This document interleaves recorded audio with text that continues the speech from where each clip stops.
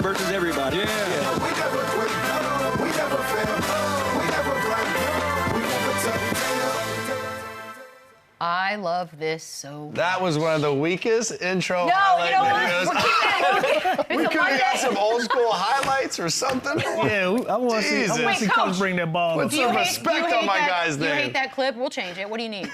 Yeah, I feel like every time I come on here, you play the same clip, and Chandler says the same thing. Oh, it's you with a whistle on a clipboard. It's not go back cool. and get some University of Minnesota footage. Yeah. Okay. You can see me out there. Yeah. Okay, well, we will do that next time you come on. And by the way, congratulations. Eastern Conference Coach of the Month, 2 months in a row. Two times. God, everyone's gonna hate you. Well deserved, too, Coach. Tell me about the Thank you. vibe. You guys, look, you guys were the story last year, and you've just sort of carried that into this, and it's of all sports. I love this story so much. What's it like being a Detroit Piston right now?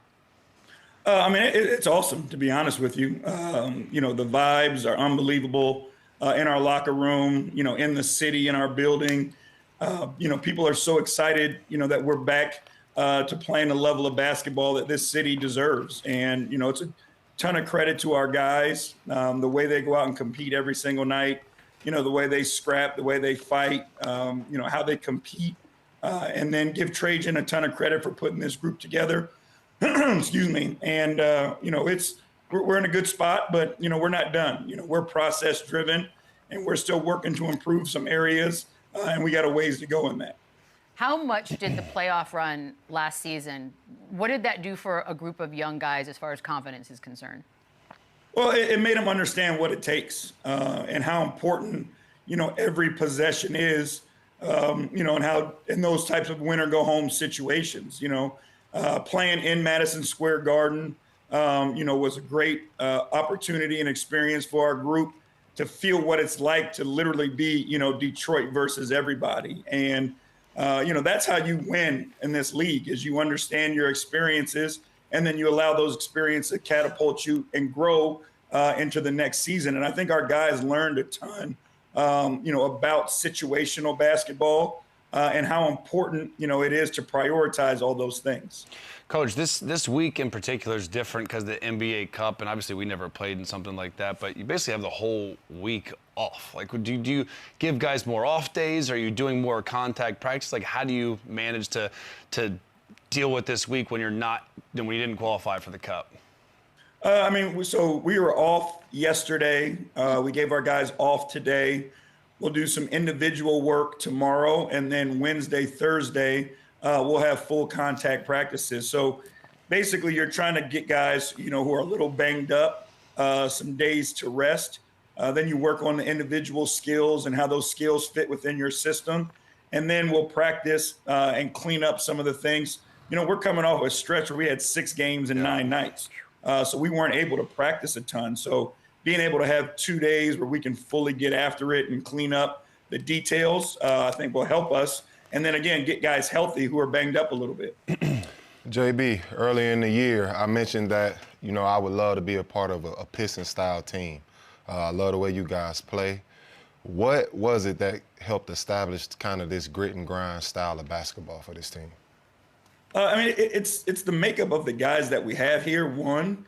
But two, also, when you come into a new team, you know, you want to study the history of the team, right? And understand, you know, what the fan base, you know, has embraced and what the fan base loved about their team. And when you come to Detroit, it's obvious, right? Going back to the bad boys, you know, to the next group, the, you know, best 5 alive with, you know, Rasheed Wallace and that group and Ben Wallace and, you know, all those guys. You know, you study that and you understand what the fans are looking for. And to the best of your ability, you try to recreate that. And I think that's what we've done here. And, you know, again, but you can't do it if the personalities of your team doesn't fit it. And our personalities fit it. You know what I mean? Like we got guys, you know, who do like to get nasty, who do like to mix it up, who do like to make people uncomfortable and see how they respond. And it's a real thing. You know, our guys aren't out here bluffing. You know, it is what it is. So being able to do that and then have the skill set that the guys have, you know, it plays right into it. Yeah, and obviously the head of the snake for you guys is Cade, and he's turned him into a legitimate superstar. with everything that he's doing. Tell me some things behind the scenes, his leadership style that's been able to push you guys forward behind the scenes. Yeah, the one thing that I say about Cade, and I find it to be really, really unique in his position, is he's the type of dude who can get full without taking food off your plate. And that's how he treats his teammates. Like, he wants to make sure that all of his teammates are taken care of, that they're all served. And and it's day to day with him. Every single day, he's the same. He's looking to take care of his teammates and be a part of the group. Nothing he does separates him from the group. And, for a guy to be able to ascend to superstardom like he has and not change a bit and not take anything away from anyone around him, but ultimately help the people around him, that's who he is. And it says more about his character than it does his basketball skill. Yeah, absolutely. JB, Cade has put himself in the MVP conversation this season with his play. Can you spend a moment to make a case as to why he should be the league MVP this season? Yeah, I mean, he's, to me, especially when it's winning time, he's been the best player in the league in crunch time. His understanding of how to manipulate the game and make plays down the stretch, has led to, why we are 19-5 at this time. We don't have a bunch of games where we've blown people out. A lot of our games have been highly contested going down the stretch, and he's been able to make plays for us on both ends of the floor. He's not a one-dimensional guy who can just score it. He's a guy who can defend. You see him getting blocked shots. You see him getting steals. He gets rebounds. He's made his teammates better as well, and is a big reason for the position that we're in right now. And I think, I think we ought to reward character. I think we ought to reward guys who are great teammates. What the league is trying to develop in these superstars, shouldn't just be about the game of basketball itself. It should be about the type of people and how they carry themselves and how they push the league forward. And Cade has done all those things. As a coach, and I'm going to get to JALEN Duren, what he does on the court as well, but sort of transitioning over to him, the summer trips. I know there's like the big write-up in The Athletic had about Cade having guys out in Colorado, and then he and JALEN go to Rome together. Like, as their coach, do you know that they're doing that ahead of time? And how great is it to know that I don't have to make them do anything? Like, this is happening. Yeah, that's the best part about it for me. These are things that, we try to manufacture as coaches in the summer. Typically, we try to do something every month where we get the entire team together. But when you have a guy, or guys who are doing that on your own, it takes a ton of pressure off of you, and you don't have to push those things. Like, we try to set up team dinners on the road and all those types of things as coaches, to kind of bring guys together. But, with this group, we don't have to do it because, the leadership there, whether it's Cade, Tobias, JD, they're bringing each other together and they're doing it on their own. So it doesn't feel manufactured. It's more genuine. It's more real because guys are doing it because they want to and not because we ask them to. Yeah, JB, B's just mentioned JALEN Duren, and obviously, apparently he just turned 22 years old. I need to see some sort of documentation. Because I've never seen a cat physically look like that age. Is he the most physically gifted kid you've ever seen at that age? And what is his ceiling? Because he seems to take that next step.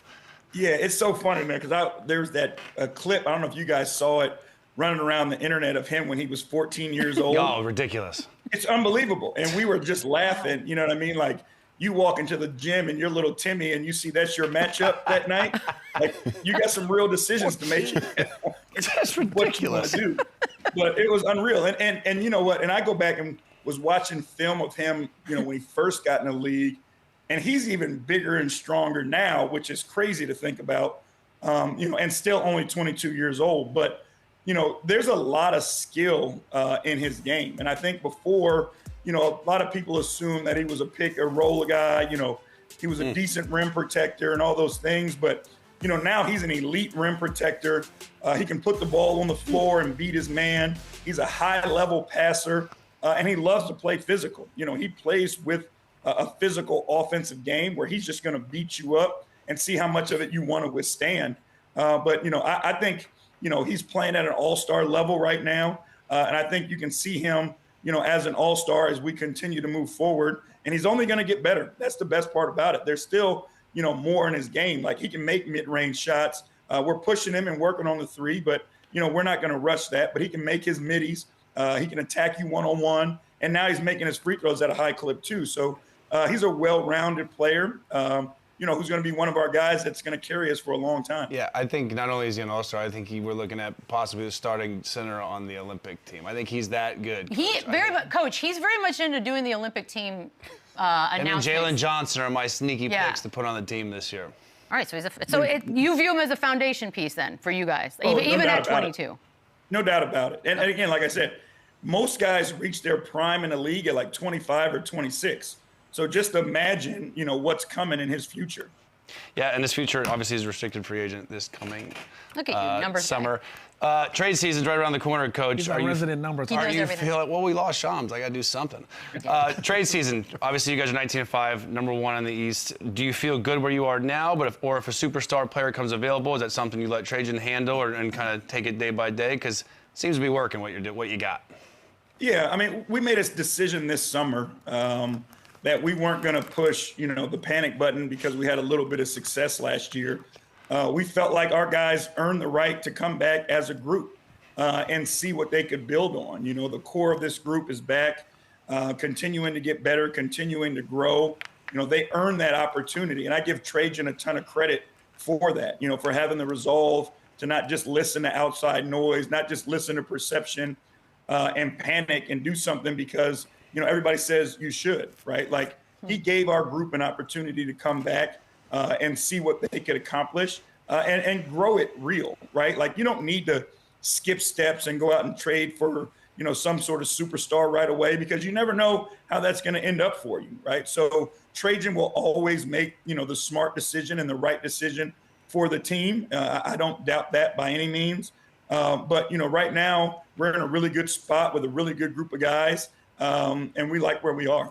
Yeah, Coach, because you talked about establishing identity and understanding the history of where you are and the culture of your basketball team. And one guy on your team that ain't bluffing at all, Isaiah Stewart. He gives me the heebie-jeebies. Yeah, he ain't bluffing at all. But you've been very vocal about him being the best big defensively as you see it. What makes him so valuable for your group? One, he sets the tone every single night. You talk about a guy who's the torchbearer for your identity, and Stu is the torchbearer for our identity. Every time he steps on the floor, you better be prepared. And it's going to get rough. It's going to get tumbled. But, that's who we are. That's who the Detroit Pistons are. But defensively, he can guard 1 through 5. We put him on smalls. We switch him on smalls. He's elite ISO defender. And then he's the best rim protecting big in the league. His timing is impeccable. His ability and courage to challenge shots. Most guys get dunked on once and they stop trying to block dunks. But guys, time and time again, keep trying to dunk on Stu, and he keeps blocking it. He doesn't let guys get easy opportunities in there. He communicates well. He's an elite pick and roll defender. I just think it's time for the league and, everybody to recognize that this dude, is the best defensive big in the league. And there's just nothing that he can't do on that end of the floor. Absolutely. Coach, walk me through this clip I'm about to show you right here of Isaiah and Bobby Portis last week. What is he saying to you right here?